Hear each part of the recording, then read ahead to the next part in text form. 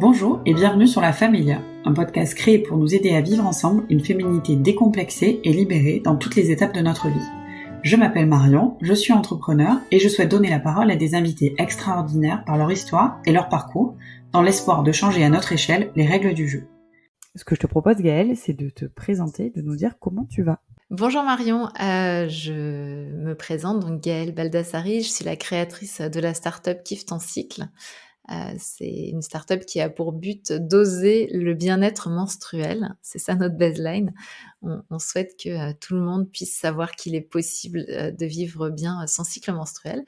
Et comment je vais aujourd'hui? Bien un peu tendue parce qu'on a eu du mal à se retrouver, mais tellement ravie d'être là. Bon bah super, c'est vrai que entre deux entrepreneurs pour trouver des créneaux disponibles, c'est toujours très compliqué. Est-ce que tu peux nous raconter un petit peu l'origine de Kiffe ton cycle? Oui, alors l'origine de Kiffe ton cycle, c'est toujours alors je pense que souvent dans le cadre des entreprises, c'est une origine très variée et multifactorielle, mais on va dire que, j'ai fait un parcours de procréation médicalement assistée pendant lequel, j'ai eu des fluctuations d'humeur, d'énergie assez violentes et un burn-out, on en reparlera peut-être. Et puis, ensuite, je suis retournée au travail, ça s'est bien passé, je suis tombée enceinte, donc ça, c'est aussi la bonne nouvelle. Et à la naissance de ma fille, j'ai décidé de quitter mon métier dans la banque et de vivre, l'aventure entrepreneuriale. Alors tout d'abord en tant que coach classique, j'ai envie de dire, accompagnement, surtout sur le leadership des femmes. Et puis ensuite, petit à petit, je me suis rendu compte qu'il y avait un plafond de verre qui restait sur la tête, des femmes qui était, cette méconnaissance du cycle menstruel et donc j'ai commencé à me lancer dans l'aventure. Avant tout avec mes compétences à moi qui étaient, la compréhension de la psychologie, l'impact des hormones sur notre psychologie et puis maintenant on est en train d'ouvrir à de nombreux autres experts qui nous rejoignent. Super, j'ai un peu l'impression que les parcours PMA, parce que ça a été aussi mon cas, sont aussi un levier de changement de vie, de prise de connaissance et de conscience autour d'un monde finalement qu'on connaissait pas forcément avant. Tu parlais de ta carrière en banque. Moi, j'avais une carrière dans l'informatique et c'est vrai que le parcours PMA m'a complètement chamboulée. Et tu parlais tout à l'heure de ton cheminement et des hormones qui fluctuent et de ton burn-out. Est-ce que tu peux nous en dire un peu plus parce que ça nous intéresse beaucoup? Bien sûr. Donc, moi, je faisais partie des personnes qui vivaient alors déjà, mon cycle menstruel était très absent de ma vie, hein. J'avais, 3 fois mes règles dans l'année à peu près et ça me convenait très, très bien. Moins j'avais à m'en occuper, mieux c'était et surtout, c'était un peu un non-événement. Il se passait pas grand-chose quand j'avais mes règles. En tout cas, j'avais pas la sensation que ça changeait quelque chose et donc je suis rentrée en procréation médicalement assistée et là, j'ai commencé à m'injecter des hormones, et je me suis vue changer mais du tout au tout. Radicalement, c'est-à-dire que j'avais, des moments où j'avais les larmes aux yeux pour un rien. J'étais directrice d'agence bancaire, donc quand on me présentait un beau dossier, d'un beau projet d'entreprise, j'avais les larmes aux yeux. Je me mettais à perdre mon sang-froid avec mes collaborateurs, ce qui m'était jamais arrivé. Je fais plutôt partie des personnes qui dialoguent, plutôt que de s'énerver, de piquer une crise et il m'arrivait de monter le ton, ce qui m'était jamais arrivé. Enfin, je me reconnais plus à ce moment-là et j'en parle au médecin en leur disant: «Mais qu'est-ce qui m'arrive, quoi?» Enfin, voilà. Moi, j'étais totalement inconsciente du fait que les hormones pouvaient avoir un impact sur nous au niveau psychologique. Pour moi, les hormones, elles étaient là pour faire en sorte que j'ai un polichinelle dans le tiroir et c'est tout, quoi. Donc donc voilà, il y avait cette inconscience-là et j'en parle au médecin et vraiment j'ai un retour, non, mais il y a aucune raison que ça soit les hormones, quoi. C'est assez incroyable les hormones, ce que ça peut nous faire. Et bizarrement, je sais pas si tu l'as vécu comme ça, mais à différentes étapes de la PMA, t'as des sensations un peu différentes et tu peux à la fois avoir une fluctuation dans tes émotions, mais aussi au niveau de ton corps. Je sais pas si tu les as ressenties aussi d'un point de vue physique, ces modifications. Ouais. Moi, j'ai pris 10 kilos et mon gynécologue a eu la gentillesse de me dire: «Oh, ça se voit pas». Je l'aurais claqué. Vraiment, hein, mais c'est odieux de dire ça à une personne qui vient se plaindre parce qu'elle est pas bien, elle est plus bien dans son corps quelque part. Moi, j'ai eu l'impression d'être complètement dépossédée de mon enveloppe corporelle, que ce soit effectivement la prise de poids, les douleurs au niveau des seins, les syndromes prémenstruels d'une violence extrême et puis, plein de choses que je reconnaissais plus. Effectivement, je gonflais, je ne me reconnaissais plus et comme en plus ce parcours de PMA, il passe aussi par, beaucoup d'échographies endovaginales, beaucoup de prises de sang, j'avais l'impression d'être à la merci, des médecins. C'est vraiment la sensation que j'ai eue. Oui, j'ai un peu la même sensation que toi, où tu abandonnes un peu ton corps. Tu as un objectif, c'est avoir un bébé. Et puis tu sais que ça arrivera pas forcément naturellement. Enfin, tu te fais une raison, en tout cas pour ma part, à un moment donné. Et puis tu te dis, bon voilà, tous les 2 jours, je dois faire une écho, une prise de sang. Voilà, j'y vais et puis je fais le travail, quoi. Et puis tu fais plus un bébé à 2, tu fais un bébé à 3, voire à 4 parfois.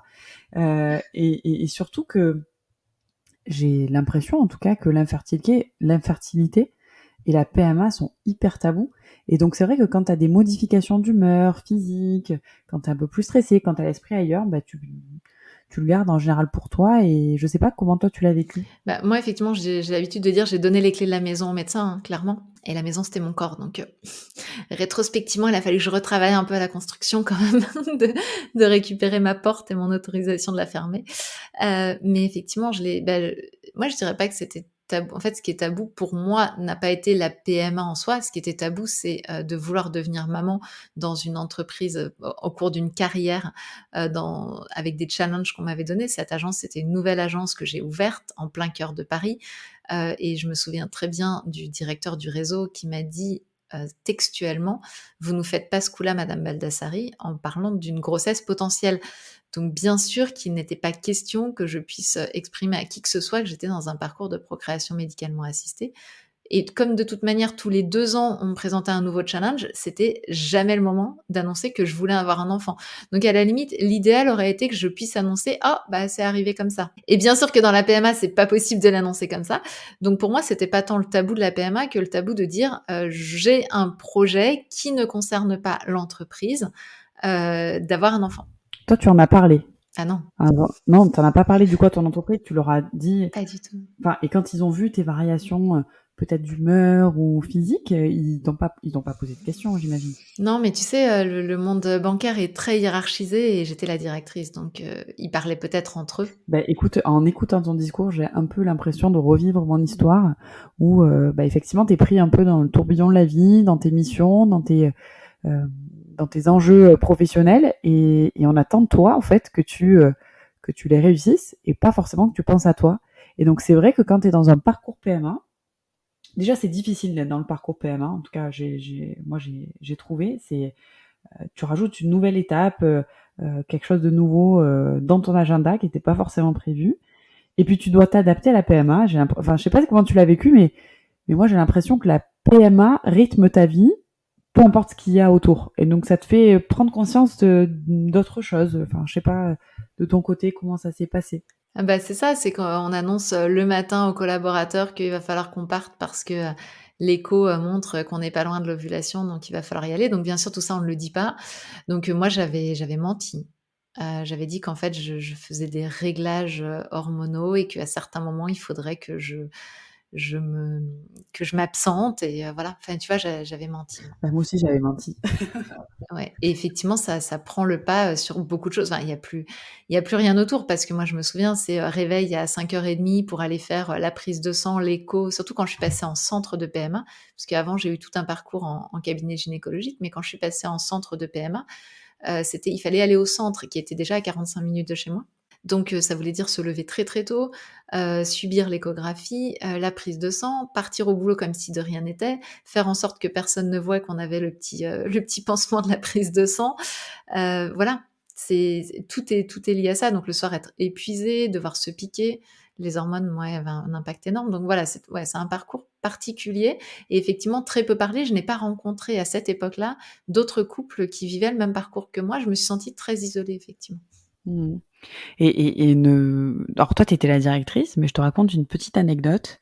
Donc moi, j'avais mes piqûres à faire à 20h tous les soirs, 20h précises, et je sais pas pourquoi, je voulais pas les faire au bureau. Et un soir, j'ai mon boss qui me cale une réunion à 19h30 dans les bureaux, et je lui dis: «Écoute, je ne pourrai pas être à la réunion à 19h30, il faut que je sois chez moi, absolument». Et je lui ai menti, pour la raison pour laquelle je ne pouvais pas rester à cette réunion-là. Parce que je me dis, mais en fait, je trouve que ça te met un stress, je sais pas si j'arrive bien à l'exprimer, mais tu as un stress supplémentaire de ta vie qui a un poids, ce tabou-là, parce que c'est un tabou, tu peux pas l'exprimer pour, X raisons, et aussi parce que, bah, c'est une pression quand même, la PMA. Quand tu l'annonces, bah, tout le monde sait que tu veux un bébé, et puis tout le monde, ton entourage peut s'attendre d'un jour à l'autre à ce que tu dises: «Alors, tu es enceinte? Alors ça y est, vous attendez un bébé?» Je trouve que ça met une pression supplémentaire. Est-ce que c'est de là où vient ton burn-out ou tu as eu d'autres leviers? Alors moi, j'avais clairement un surinvestissement professionnel, je vais pas mentir. Tu vois ce que je veux dire? Mmh. J'avais, un surinvestissement professionnel, j'arrivais dans une zone où j'étais en limite de compétences et pas forcément formée parce qu'en banque, c'est un gros tabou de dire qu'on n'est pas compétent. J'avais une hiérarchie très absente, mais dans le mauvais sens du terme, c'est-à-dire, je me sentais vraiment seule. Il y avait plein de choses contextuelles.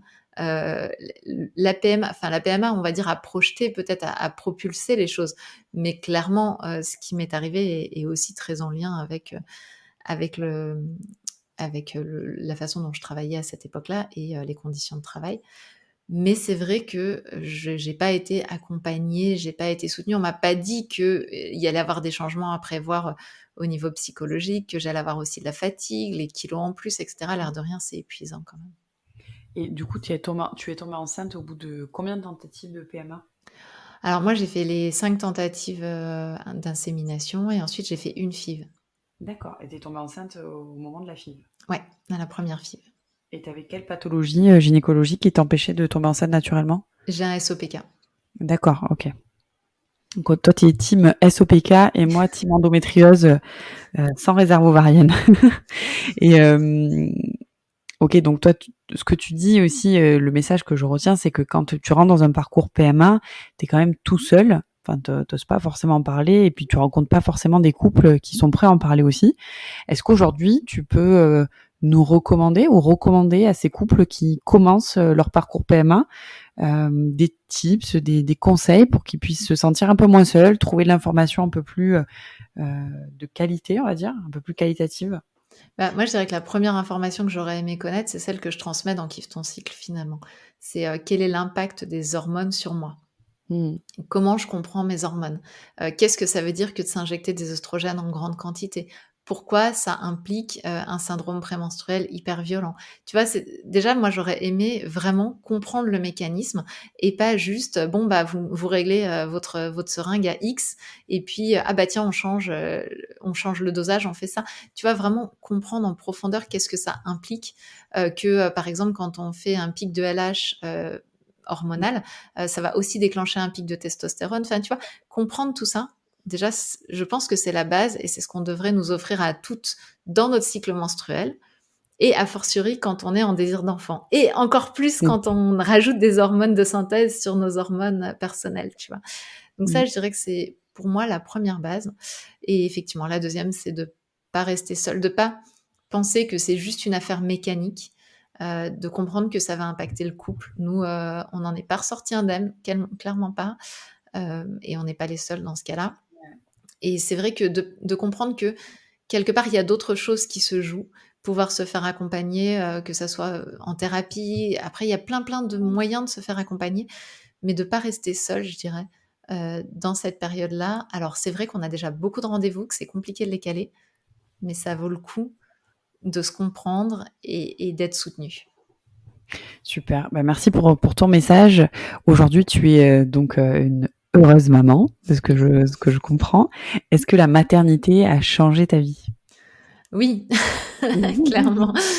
Oui, alors, oui, je suis une heureuse maman parce que j'aime ma fille de tout mon cœur et que c'est mon rayon de soleil et en même temps, je me suis dit: «Waouh, je suis pas sûre que j'avais compris toutes les conséquences, avant de partir». J'ai fait un chemin un peu, bon, bah, à cet âge-là, c'est un peu le moment d'avoir des enfants. Je m'étais pas trop posé la question et oui, ça a changé ma vie. Moi, ma valeur numéro 1 dans la vie, c'est la liberté et je me suis retrouvée légèrement amputée de cette capacité, de liberté, l'abnégation dont il faut faire preuve, en tout cas dont j'ai souhaité faire preuve, parce que c'est pas une injonction, mais dont Mmh. j'ai souhaité faire preuve au début de la vie de mon enfant, m'a aussi mise à mal, quelque part. Et alors, du coup, tu as créé Kiffe ton cycle à quel moment? Au moment de la PMA ou après ta grossesse finalement? Après moi, je suis restée, plus de 2 ans avec ma fille, à m'occuper d'elle, à ne faire que ça. Donc j'ai fait tout le contraire d'être la femme dynamique dans la banque et j'ai pris du temps avec ma fille et donc j'ai, commencé à poser des petites choses, quand ma fille, était avec moi et puis, à 2 ans et demi, elle est rentrée à l'école et là, c'est là que je me suis lancée, à créer, voilà, d'abord une activité de coaching où je parlais du cycle et ensuite très rapidement, Kiffe ton cycle. Super. Et est-ce que tu peux nous en parler un peu plus? Est-ce que tu peux nous donner tes objectifs, tes missions au travers du programme que tu déploies chez Kiffe ton cycle? Alors aujourd'hui, Kiffe ton cycle, il y a plusieurs programmes. Il y a un programme pour les jeunes filles déjà, à partir de 10 ans, qui permet de comprendre. Tout ce que j'aurais aimé savoir quand j'étais jeune, en fait, bah, je l'ai mis dans ce programme-là, pour vraiment comprendre avec les mots simples, mais en même temps les vrais mots, qu'est-ce qui nous arrive? Qu'est-ce qui se passe? Et qu'est-ce qu'on a à comprendre de ça? Comment faire son choix de protection périodique? Comment, enfin et l'idée, c'est toujours qu'on a le choix, mais qu'il faut être informé pour avoir un vrai choix. Donc ça, c'est pour les jeunes et ça s'appelle Kiffe tes premières règles. Ensuite, il y a le programme Kiffe ton cycle où l'idée, c'est d'aller pendant 8 semaines à la rencontre de notre cycle, de comment il peut nous aider, de comment il peut être un soutien pour nous et comment on peut s'appuyer dessus pour réaliser des grands projets. Parce que ma grande découverte, c'est que le cycle, il fonctionne comme un chef de projet. Donc voilà. Et puis ensuite, je me suis dit que bah, ça, c'était la partie psychologique, c'est ma zone d'expertise. Mais il y avait des choses que je pouvais pas régler toute seule, on va dire. Et j'ai commencé à travailler avec une naturopathe, Sophie-Laure Rigaldo, Mmh. qui, avec qui on a fait un programme qui s'appelle Kiffe ton syndrome prémenstruel pour aller équilibrer et au niveau psychologique et au niveau physique bah, ce syndrome prémenstruel qui est le signal d'un déséquilibre hormonal. Et puis on est en train de travailler sur Kiffe ta préménopause et on va en faire d'autres comme ça, avec toujours l'idée qu'il y a plusieurs portes d'entrée à une problématique. Il y a toujours au moins la porte d'entrée, je dirais, du corps et du déséquilibre qui s'est installé, qui est réel, mais aussi la porte d'entrée de la psychologie et la compréhension de comment notre psychologie induit, enfin, influe nos hormones et comment nos hormones influent notre psychologie. Super. Et bah, c'est génial. Enfin, moi je trouve ça incroyable. Déjà dans le nom de ton entreprise, le mot kiff, déjà, il faut arriver à kiffer ses règles. Se dire: «J'ai un cycle» et comme tu dis, le cycle, c'est un chef de projet parce que tu as différentes phases dans ton cycle. Je sais pas si tu peux nous en parler un petit peu, mais tu as différentes phases qui se répètent continuellement. Alors après, il y en a certaines qui ont des phases un peu plus longues et un peu plus courtes. Est-ce que tu peux nous en donner, quelques clés et nous expliquer comment finalement dans un de tes programmes, on va pouvoir impacter, tu nous as parlé tout à l'heure de naturopathie. Est-ce que tu peux nous détailler un petit peu, comment ça se passe? Oui, alors en fait, ce qui se passe, c'est que dans le cycle, on va passer par plusieurs cocktails hormonaux, plusieurs situations avec des niveaux d'hormones différents. On a la période des règles où les hormones sont au plus bas, au niveau donc œstrogène, progestérone sont au plus bas.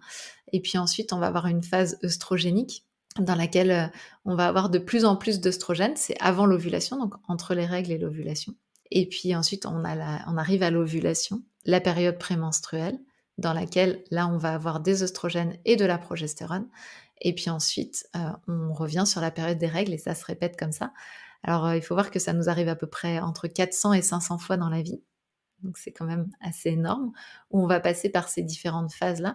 Et ces phases, ces cocktails hormonaux vont avoir des impacts différents sur nous tout au long du cycle. Donc il y a des moments où on va se sentir plus en énergie, des moments plus dans une énergie intériorisée. Il y a des moments où on va sentir plus l'envie d'aller vers l'extérieur et d'autres moments où on va sentir l'envie de se recroqueviller, de se mettre sous sa couette. Et tout ça est complètement normal et ça sert nos projets. Et c'est ça la grande découverte. C'est que la société nous dit globalement, quand on est super active et qu'on fait plein de choses et quand on est souriante et au service des gens, on est une femme bien, avec des gros guillemets.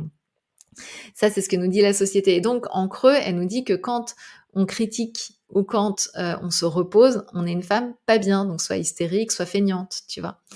Et là, ce que je transmets dans Kiffe ton cycle, c'est de comprendre justement que, ben justement, quand on a un esprit un peu critique sur les choses, bah, c'est aussi le moment où on s'aligne de nous à nous-mêmes. C'est le moment où on voit ce qui ne va pas dans nos projets pour pouvoir changer les choses. Donc c'est hyper important quand on a des projets ambitieux d'avoir ces moments-là où on a un regard critique sur les choses.